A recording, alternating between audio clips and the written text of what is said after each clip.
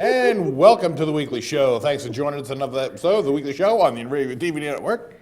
I haven't had too much coffee today. I'm good. Thanks for joining us, getting you over up. Hump over. Hump over. I love giving you the stories like right before we go on. Do you? Yeah, because I love that look on your face. The look of horror when I see the real world in front of me on pages and papers and teleprompter. What's going on out there and the craziness that people do. Quick, Sarah, buckle the door. Grab some nails. Let's nail that door shut.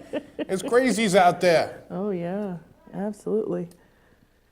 So, really nothing exciting going on in our outside world, is there really? Our little, Inravio TV network. Yeah, I mean, like, you can't really go, well, what did we do this weekend? We were sick. We had a cold. Yeah. So we didn't do anything. Ironically, there's a lot of people around us sick. Yes, everybody's sick. Well, it's because of the weird weather we've been having. I know. This cold, I'm done. I'm telling you right now, going on record, finished with the cold. Yes. And now we're supposed to be getting a big snowstorm on this weekend coming up here. Have you been seeing the videos floating around online? Yeah. Why, is there videos? Oh, no, it's the milk and eggs guy. Oh, yeah. Yeah, from last year. He's got to go out and get milk and bread or milk and eggs or whatever it is. Milk and bread. Yeah, exactly. What do you make with milk and bread? French toast? Yes, toast and coffee. Coffee. Yeah, I don't know why everybody freaks out. You got to have milk and bread. I don't know. I want donuts. Like I said, I can live without milk and bread. I mean, you can do water, you can do soda, you can do iced tea. There's so many things that you can do instead. My biggest concern has always been toilet paper. You have to have toilet paper. There's nothing you can do instead. Well, you got to put it in first to get it out, so. Yeah, but there's so many other things that you can eat in your house. You don't have to have milk and bread. There's so many other choices. But toilet paper. What are you going to do? Go out and pick up some leaves? Got 2 5s for a 10? Exactly. That's what I'm talking about. So, yeah. All right, so go ahead. All right. Let's get to it. Let's get right into it. We got a great mix of stupid news, good deeds, strange thefts, the odd things teenagers do, and so much more you won't want to miss. Stay tuned. You're watching The Weekly Show only at Inravio.com. We'll be right back. Stay there.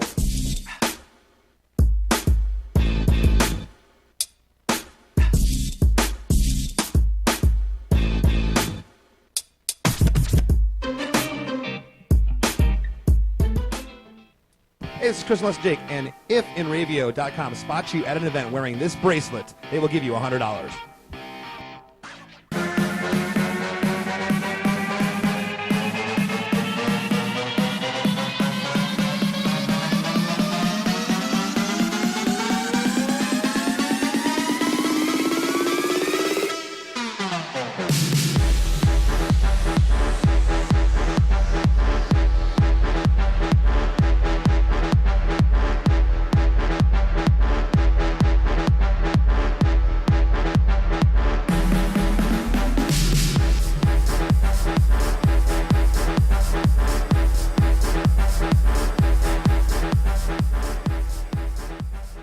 For over 60 years, Hanson Carpet has put the customer first, providing only the finest quality products and service. And Hanson Carpet is so much more than just carpet. We also carry a wide selection of window blinds and shades, and our licensed and insured technicians can service any of your flooring or window covering needs. Browse our huge selection of laminate, carpet, linoleum, vinyl, and tile. Stop by our showroom today or visit HansonCarpet.com. No matter what your project, Hanson Carpet has got you covered. This is Joe Larson. You should check out the 505 on Racing Show live every Monday at 7 p.m. Eastern Standard Time, or catch us on video on demand anytime, 24/7, only on the Inravio TV network. Village Music Shop of Mastic. 1-800-HEY-DUDE. Your full-service store with personalized attention, school band instrument rentals and sales, music instruction on all instruments for all styles and age groups, for guitars, drums, amplifiers, PA systems, and accessories. It's Village Music Shop, 1495 Montauk Highway in Mastic. Call 1-800-HEY-DUDE or go to villagemusicshop.com. The world of advertising has changed. Radio, TV, and newspaper revenues have declined drastically. Why? Because businesses have realized that advertising return on investment isn't what it used to be. So what can we do about it? Well, that's easy. Advertise online. Own a local restaurant, real estate agency, or even a national retail chain? Whatever your business, Inravio can get your message out there. And we can do it at a fraction of the cost. Call today and see the difference for yourself. This isn't TV. This isn't radio. This is Inravio.com. What's up, guys? We're Scared No Fair, and we're here with Inravio. If they catch you at a show with one of these bracelets, you will win $100. That's a lot of money. So get a bracelet. Do whatever it takes to get that. Hit them up online.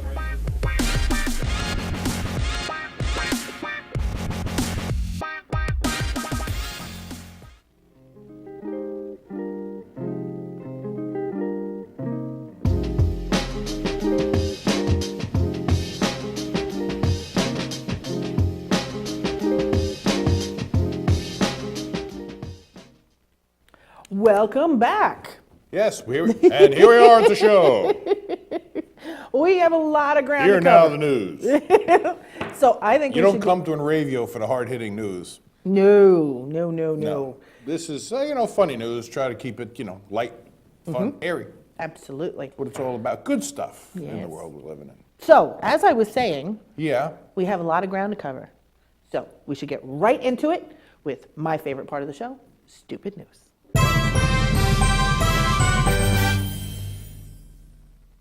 Okay, so he got ink done on his junk, and now Louis Flint is in a funk. I love that. When he was 16, he had a tattoo of a Henry the Hoover vacuum cleaner etched on his crotch, with his penis serving as the hose, believe it or not. There's also a cord with a plug that reaches all the way around to, well, you figure out where it goes. He said it was a hoot at first, but now at 21, not so much. Flint attempted to have it removed with a laser, but couldn't stand the pain. So for now, Henry the Hoover will remain with all his parts intact. Once fancying himself a local hero for his tat, Flint said Henry the Hoover is now cramping his style. His most recent relationship was going well until it got physical. When the girl saw his ink, she was completely put off. The coitus, as well as the relationship, ended abruptly. I don't know. See, for me, I think it was funny.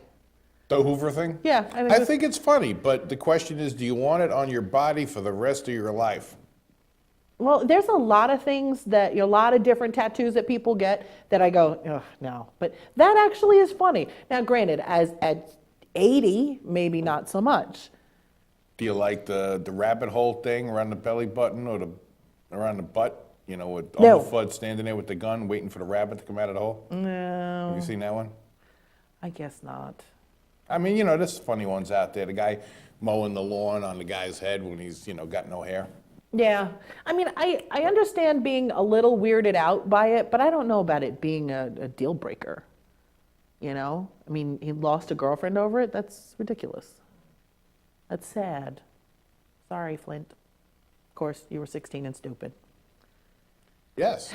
Well, apparently a city official who wanted to include an elderly woman in a photo op about a snow shoveling program persuaded a middle-aged man to dress up in a wig, earrings, lipstick, and a dress.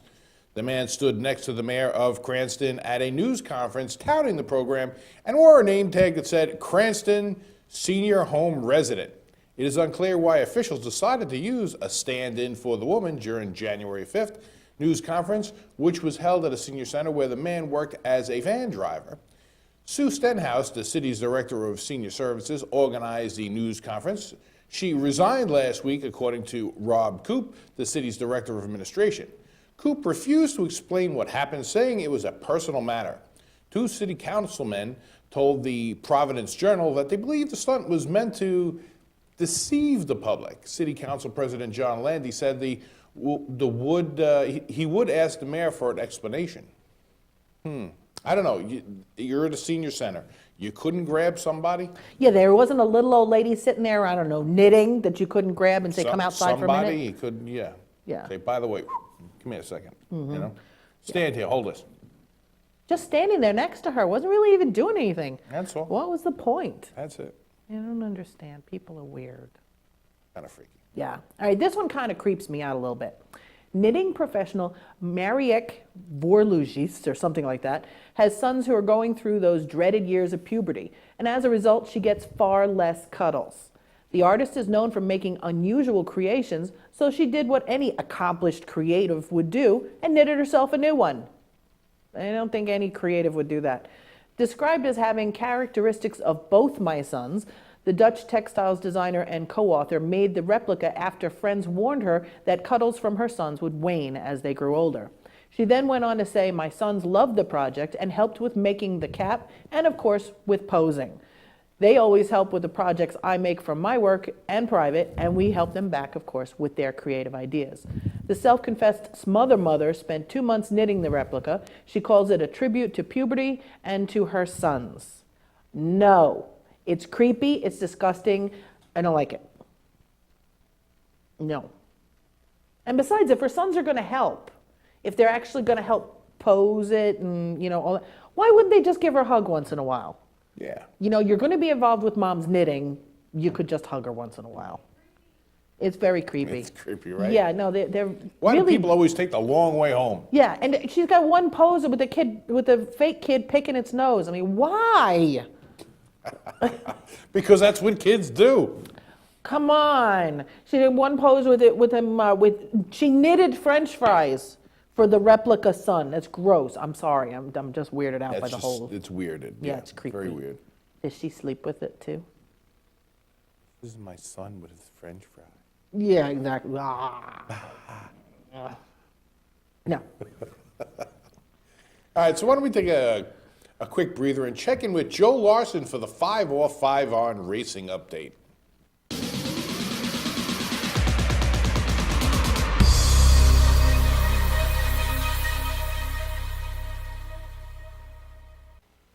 Hi, this is Joe Larson from the 505 on Racing Show at Inravio.com.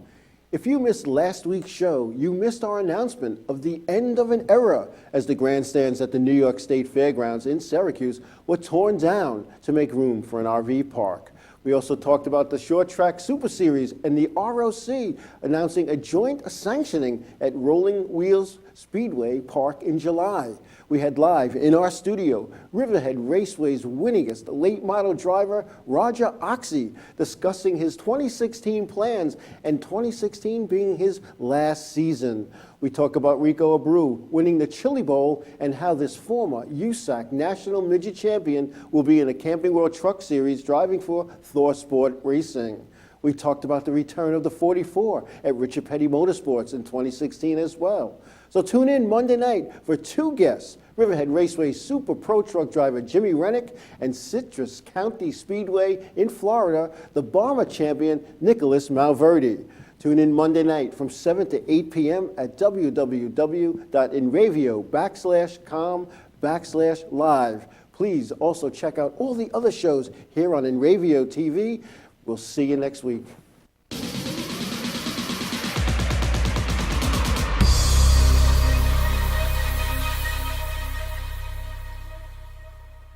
Thanks, Joe. You know what? That's a pretty good thing there. I'm glad to see that Nicholas Malverde, by the way, is the son of Eugene Malverde. Mm-hmm. Which I can't believe he's all grown up. I know. I can't believe he's got a son. No, I remember the son, but he was a baby last time. Last time we saw him. Yeah. We helped Eugene back in the day with his car, got it all squared away, and he went from the back of the pack to the front of the pack. Mm-hmm. And I guess we taught him good. He's got both kids out there racing and winning and doing awesome. Yeah. So yeah, kudos. Yeah. Glad to see Eugene because he was down in the dumps there, but we brought him to the front of the pack. That was cool. It was fun. All right. So we got a couple more stories before we go to break, huh? Yeah, how about a quick positive story? That sounds always a good thing. Okay. This one's for you. It's for me? Yes, absolutely. Sounds good. How about this one?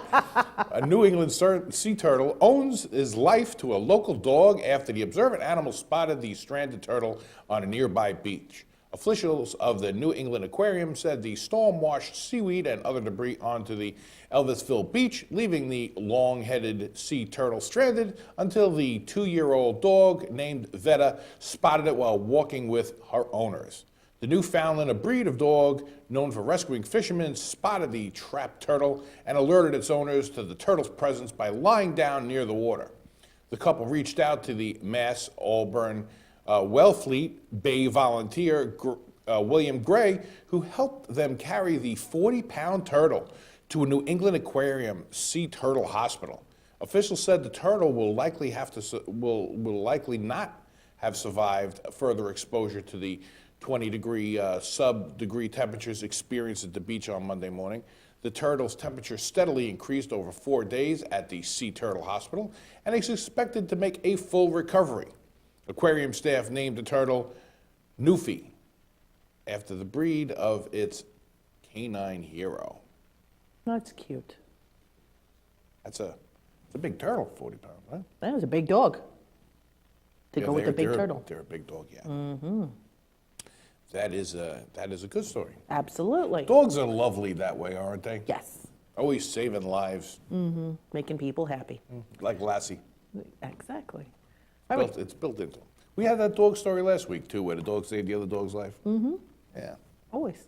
Love dog stories. They're good ones. Okay, so if you're looking for a sugar daddy or want to know who might be on the next 20-pound note or want to know what's going on this weekend, stay with us. We've got all that and more right after this.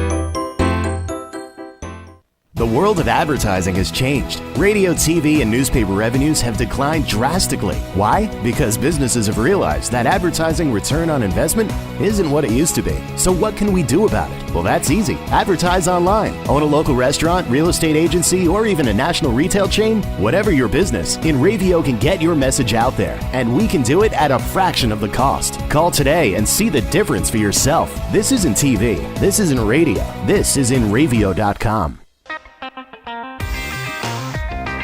It's always been important to us to have music a part of our lives, part of our children's lives. At Village Music Shop, Bonnie and Chuck have not only made it possible for our kids to learn and understand and read music and enjoy playing a musical instrument, but they've also made it fun. I really like coming here. I like coming to Village Music because everybody here is nice. And they've inspired some creativity and imagination and taught them discipline. And along the way, they've gotten some self-confidence, really been like a part of our family.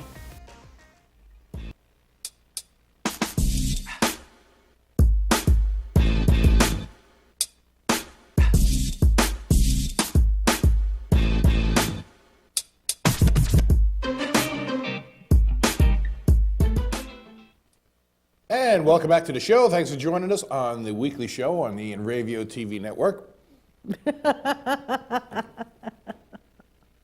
Oh, you want to get right back into it? Sure. All right, well, this one's for you. Well, apparently there's a new petition up on change.org, and this one was launched in the wake of David Bowie's death earlier this month. So far, it has a little over 15,000 signatures, and what they are trying to accomplish is to get the star's face featured on a new 20-pound note that is set to be launched this spring. With no official decision yet made as to who will eventually adorn the note, petition founder Simon Mitchell hopes that Bowie will find immortality on the new tender. He wrote, "We can think of no better way to honor David Bowie, who died on the 10th of January 2016, than by depicting him on the forthcoming 20-pound note. His music has soundtracked important events in the lives of many of us. His visual art and sense of character brought a new combination of music, performance, and imagery into mainstream culture, and he will be missed." I did not know that that was something that was actually possible. Oh, to be Put on legal tender. I mean, in America, that's not something not that's an done. option. But I guess you can vote for that, huh? Well, we never change who's on our money. No, I mean as far as the pounds go. they can Apparently. Well, I went and I looked because I was like, who's on their money? Because I could have sworn it was Queen Elizabeth. And it is. vote. Benny Hill. No, it's Queen Elizabeth on the front. And on the back, they've put different people. Shakespeare was on there at one Really? point. Yeah. Darwin was on there at one point. Interesting. Yeah, there's a whole bunch of different people that they've had on there. So it's like collectible money. It's like Coke cans with your name on it. Pretty much, yeah. So it's not out of the realm of possibility that David Bowie could So be can on we the get a new. Bonnie note? I don't know. I have a feeling that there's not enough people in Britain that would actually vote for me to be on their money. You You know, sure? I could vote, but I don't think many other people would. My mom would. You might. According to I don't know. RJ, we're big in Britain. We're going down blocks and streets and all kinds of things over there, apparently. Oh, okay. All right. Well, I still don't think they're going to vote for me to be on their money. We give it a shot. We'll have to put a campaign together on Facebook. Okay. I'll like it. All right. Well, here's a new one for you. A website linking young women with sugar daddies said New York University and Arizona State were 2015's top schools for students seeking men to pay tuition.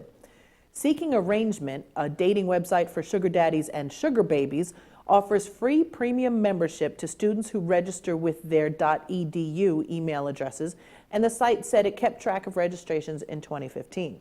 The website said New York University had the most women seeking alternative financial aid in 2015, followed by Arizona State University, University of Texas Austin, Temple University, and Kent State University. According to Brandon Wade, a founder and CEO of Seeking Arrangement, we are in a state of emergency, but it isn't due to terrorism. The $1.2 trillion college debt crisis is crippling our economy, and no one is doing anything about it. He went on to say instead of earning a living and making milestone purchases post-graduation, excuse me, many are stuck sending their paychecks straight to Sally Mae. Seeking Arrangement insists it is not an escort service. No. It is a dating website where the men give average $3,000 monthly allowances to their dates. The website allows each sugar daddy to have up to 4 sugar babies in no strings attached relationships at a time. The website said the sugar babies are not required to have sex with the men who take them out. I'm thinking there's a little small print there that says they're not required, but it's highly recommended. Yeah, $3,000. That's Yeah. a lot of money right there. Certainly is. That's craziness.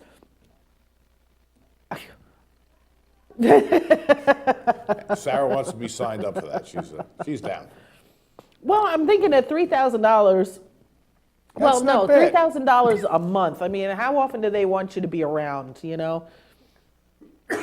I'm thinking, and you don't know how old some of these guys are. You know, they could be like 80. Oh, even better. No, Because when they kick the bucket, they leave it to, it's like an Anna Nicole Smith thing. no, this is just a sugar baby, sugar daddy thing. This is not a marriage. So this is this 80-year-old could, wrinkly thing that wants to climb on you. Easy, I'm not that far away. You're Just not keep 80. it down low key, okay? Try to keep my spirits up a little bit, will you? You're not 80. I'm close. You're not close. Another couple of months, I'll be there.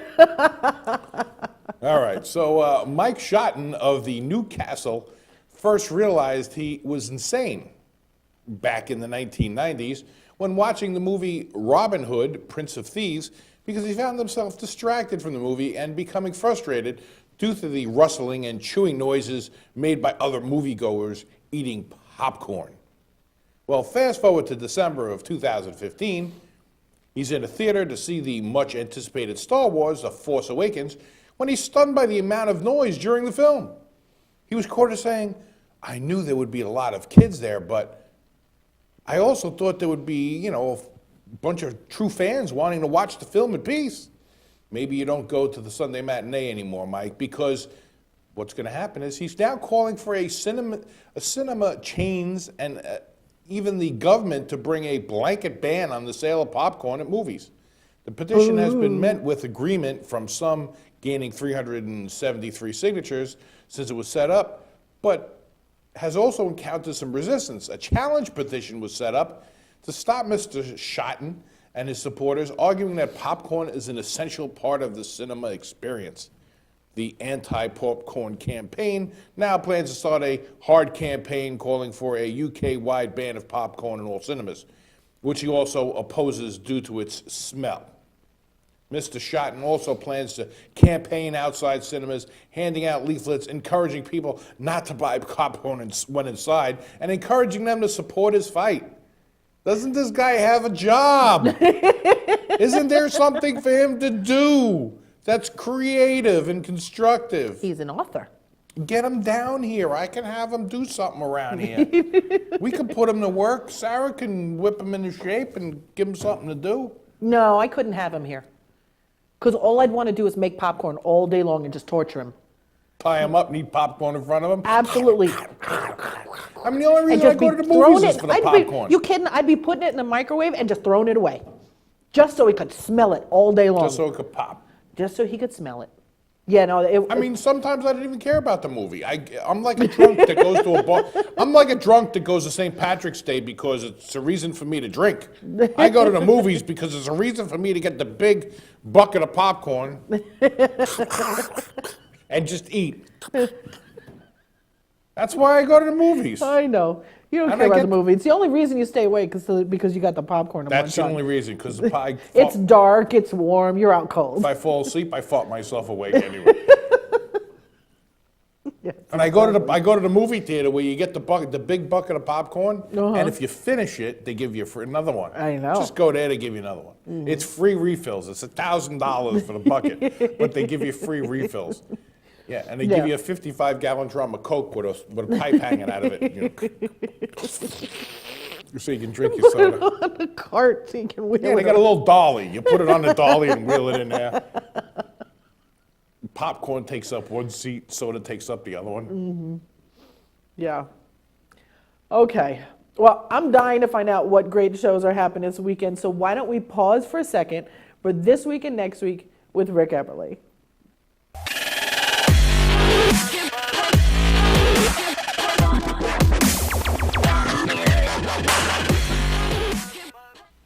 Hello, my internet homies. It's your man, Rick Eberly, back yet again to help you have the weekend you've always dreamed of.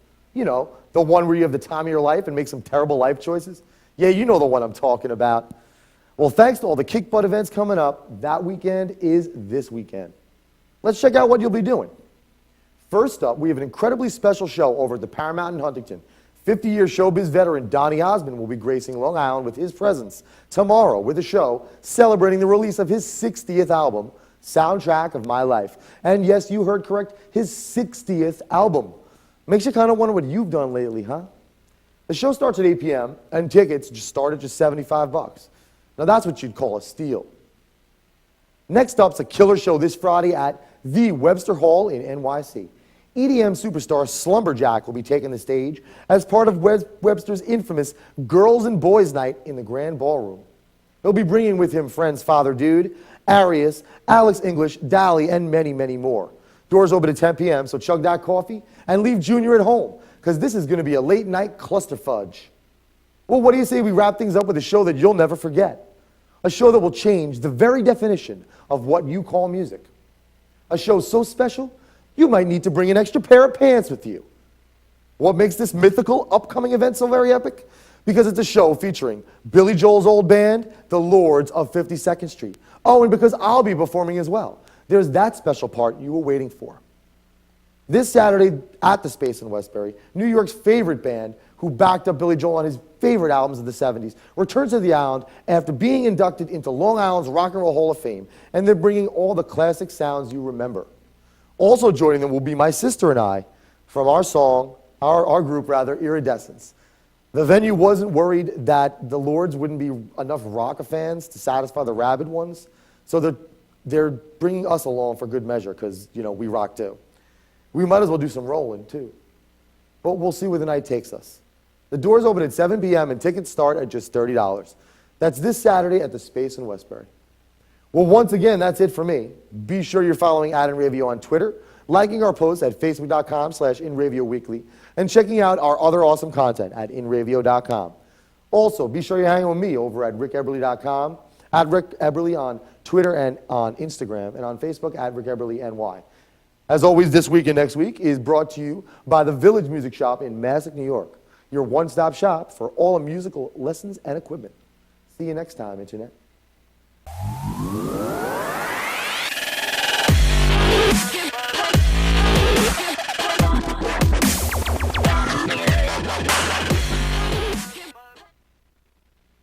Thanks, Rick. Always a pleasure. Absolutely. He's always got some stuff going on. Mm-hmm. Well, All right. So before we go to another break, we've got 2 more stories I can't wait to tell you about. They're kind of related, so I wanted to keep them together. okay. All right. All right. A man who was arrested for driving under the influence has allegedly stolen his own urine samples. Yuck. Tyler Akins was placed under arrest in March 2015 for operating a motor vehicle under the influence. According to court records, a judge ordered him to submit urine for a random drug testing as part of his probation in Anderson County, Kentucky. The police now say that he removed his urine samples from the court drop box. Shouldn't that be locked? According to court records, Akins, whose employer at the time of his arrest was listed as FedEx, had to send the urine sample via FedEx or UPS to a laboratory once a month,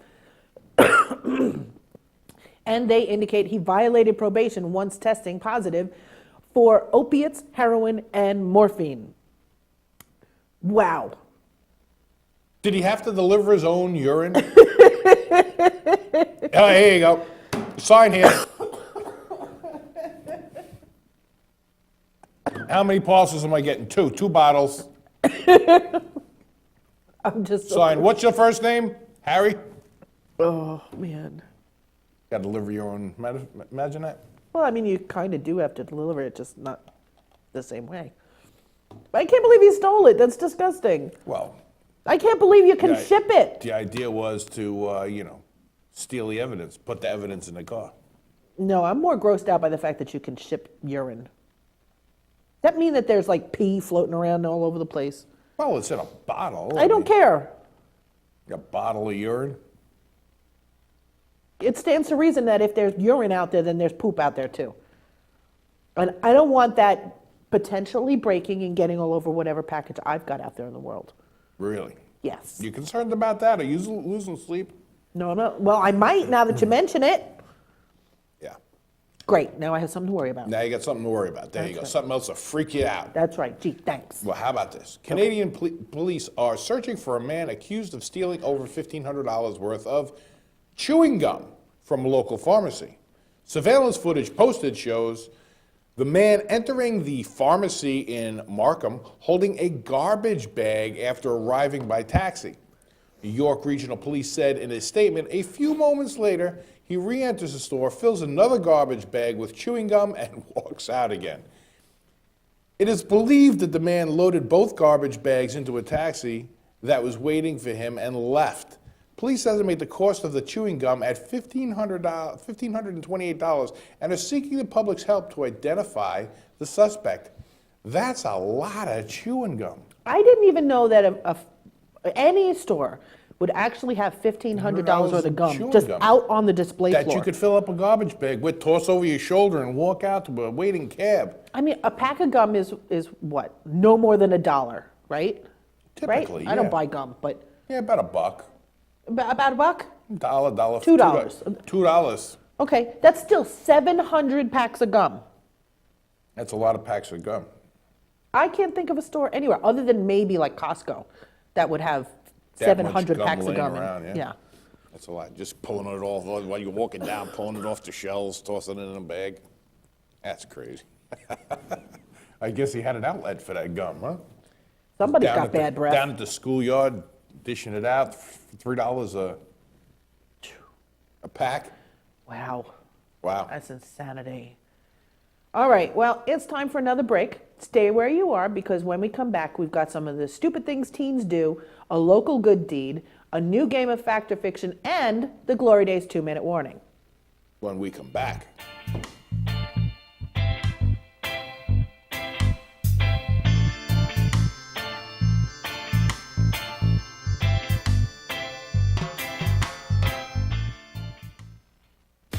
What's up, guys? We're Scano Fair, and we're here with Inravio. If they catch you at a show with one of these bracelets, you will win $100. That's a lot of money. So get a bracelet. Do whatever it takes to get that. Hit them up online.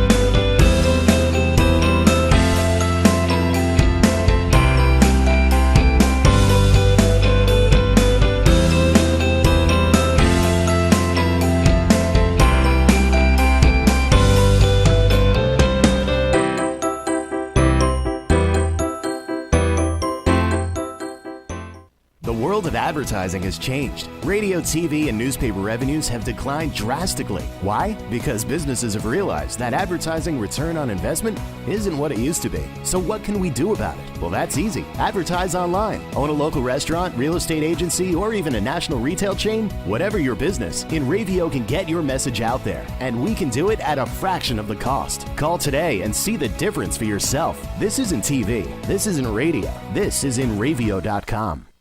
Village Music Shop of Mastic. 1-800-HEY-DUDE, your full-service store with personalized attention, school band instrument rentals and sales, music instruction on all instruments for all styles and age groups, for guitars, drums, amplifiers, PA systems, and accessories. It's Village Music Shop, 1495 Montauk Highway in Mastic. Call 1-800-HEY-DUDE or go to villagemusicshop.com. This is Joe Larson. You should check out the 505 on Racing Show live every Monday at 7 p.m. Eastern Standard Time, or catch us on video on demand anytime, 24/7, only on the Inravio TV network.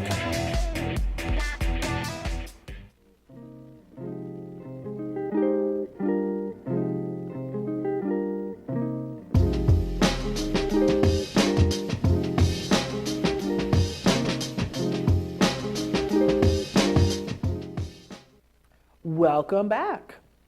Well, I think I want to just check in with Bruce and Disco first. Okay, let's All do right, it. So let's go to the 2-minute warning. 2-minute warning, yeah.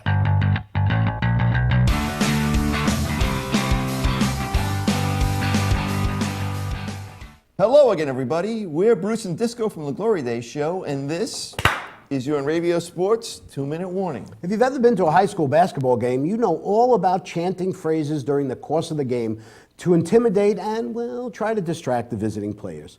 Cheerleaders are usually leading the crowd in cheers such as "we can't hear you," or taunting the opponents before foul shots with "you can't do that." Of course, there's also chants of air ball and fundamentals and things like "season's over" during tournament play. Well, the Wisconsin Interscholastic Athletic Association has decided to put a stop to all of that.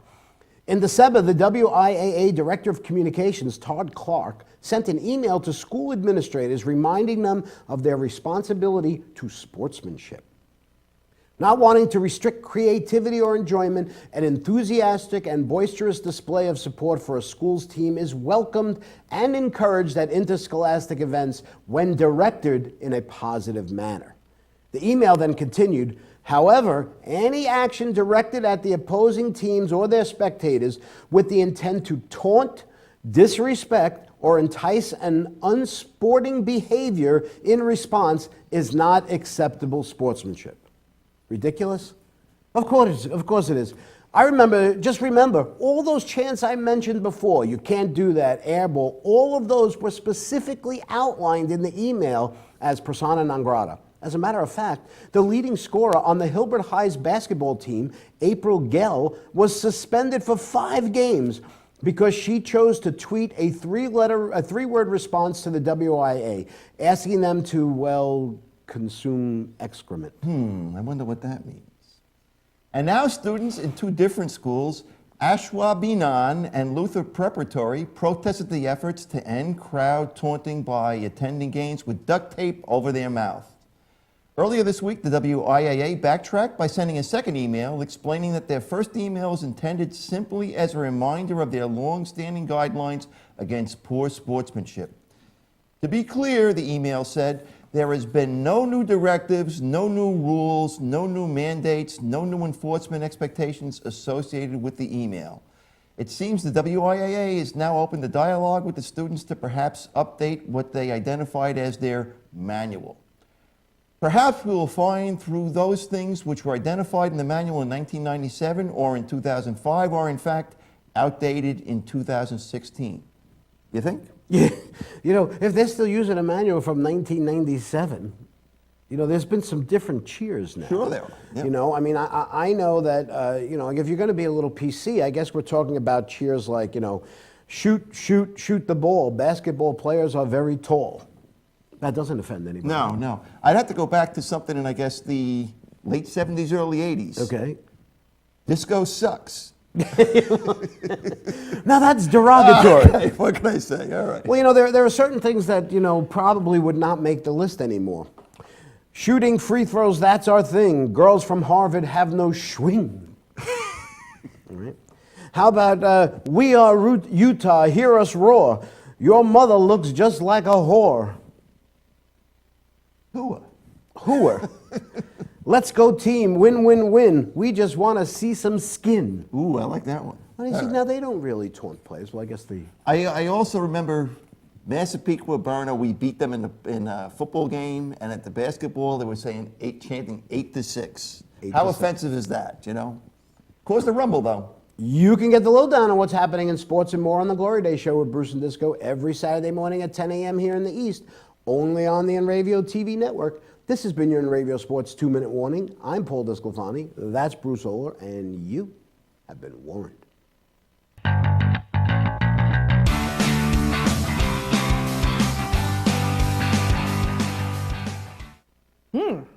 Okay, well, thanks, guys. Well, Disco, he's our man. If he can't chant, no one can. there you go. There you go. Now I can just spit out the rhymes, yo. I don't know. There's a fine line there between what's taunting and what's just, rooting for your team. Hey, you know what? Because no matter what, if you're rooting for one team, then you're hoping the other one doesn't do well. It stands to reason.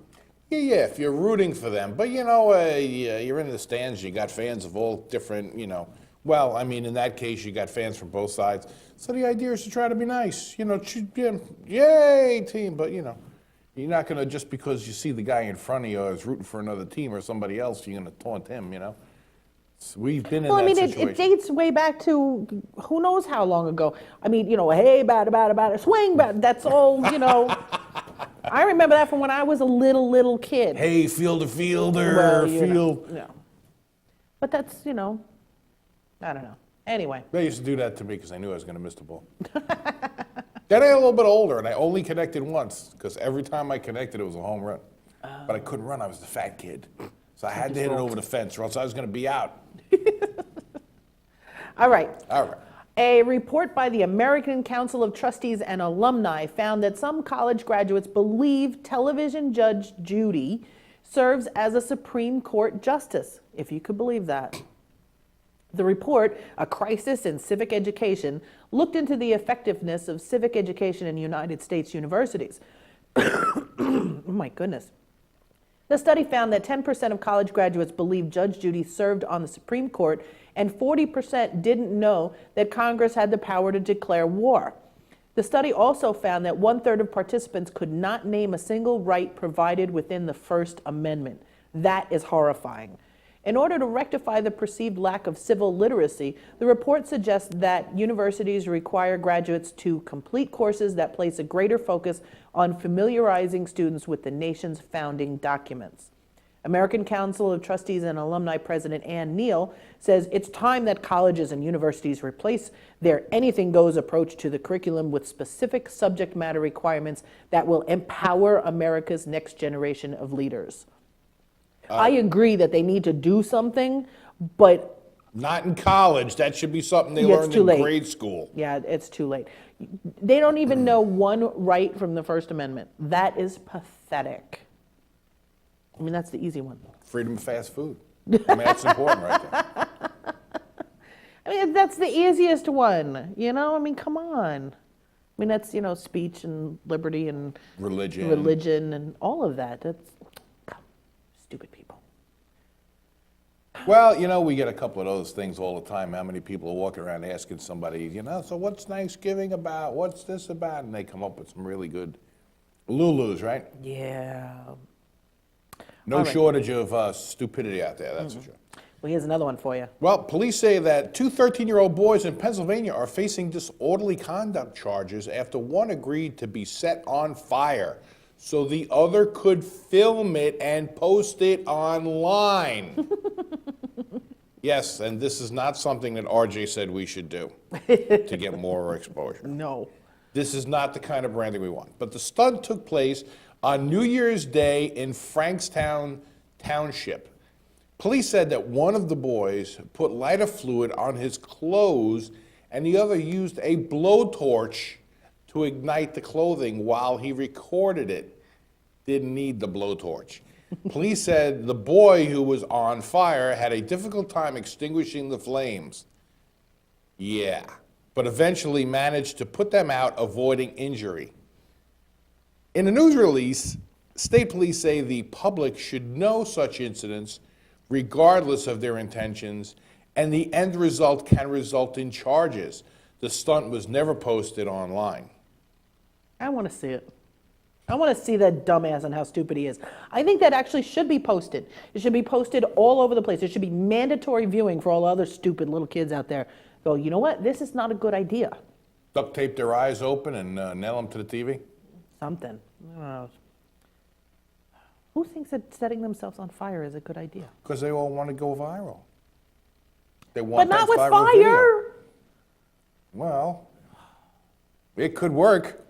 The end result is somebody's going to die. Come on, lighter fluid? Exactly. Hey, why am I not going out? I don't know.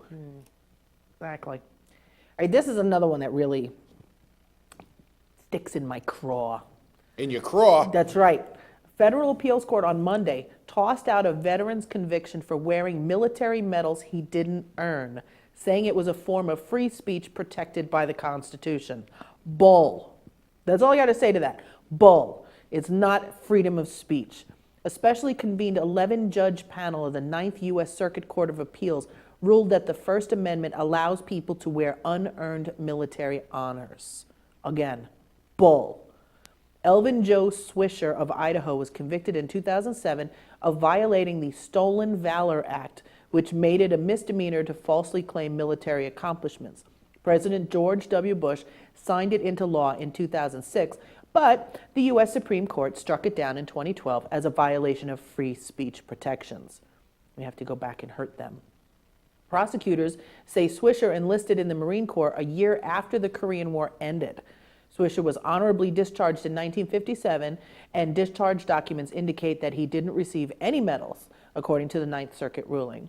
During his 2007 trial, prosecutors showed the jury a photograph of Swisher wearing several military medals and awards, including the Silver Star, Navy and Marine Corps ribbon, the Purple Heart, and the Navy and Marine Corps Commendation Medal with a bronze V. After the Stolen Valor Act was struck down, Congress passed a new law making it a crime to profit financially by lying about military service. President Barack Obama signed that in 2013. After Swisher's conviction, Congress removed a provision making it illegal to wear unearned medals. So now he's out and everything is totally fine, and I'm pissed. Well, that's been a thing for years where it's actually illegal for people to wear, uniforms, which, NYFD shirts and hats and local fire department shirts and hats and jackets and things like that are worn by people that are not in the organization. That's all something that's not supposed to be done, although it's widely done, and how do you enforce something like that? But medals, that's just, that's disgraceful. Absolutely. That's disgraceful. And where did you get them in the first place? That's what I'd like to know. I mean, where does somebody get these medals in order to wear them even though he didn't get them? That's Army surplus or something. I don't know. That's just not right. Well, No. a New York man is trying to identify the police officer who gave him a ride to a successful job interview to make good on a promise of lunch. James Roberts said he was headed for a job interview for a position at LaGuardia Airport Car Rental Company, and he was excited that he didn't realize that until he got off the bus that the interview was actually at another location 6 miles away. The police officer noticed that he looked distressed, and he asked what was wrong. When Roberts explained the situation, the officer said there was no way he was going to make it in time if he walked, so I told him to get into the car, and I drove him. Roberts to his interview. Told him good luck and God bless you. Roberts replied, I owe you lunch. The 58-year-old got the job and said he wants to make good on his promise, but he doesn't know the officer's name. Roberts, who has a criminal record, said he isn't used to feeling gratitude towards police. How cool is that? It's cool that the officer gave him the ride, although he shouldn't have, but and he probably get him in trouble by finding out who he is. But yeah, that was very nice. At least he did a good thing. Absolutely. Maybe this guy will stay on the right path now that he's got a job. Stay out of the way of the police and do the right thing. That's what I'd like to say. I think that's great. Yeah, it's a good story. Absolutely. Should be more kindness like that. Yep. All right, so let's wrap up the show with our favorite game, Fact or Fiction. Yeah. No. Okay, well, the first story says. There it is.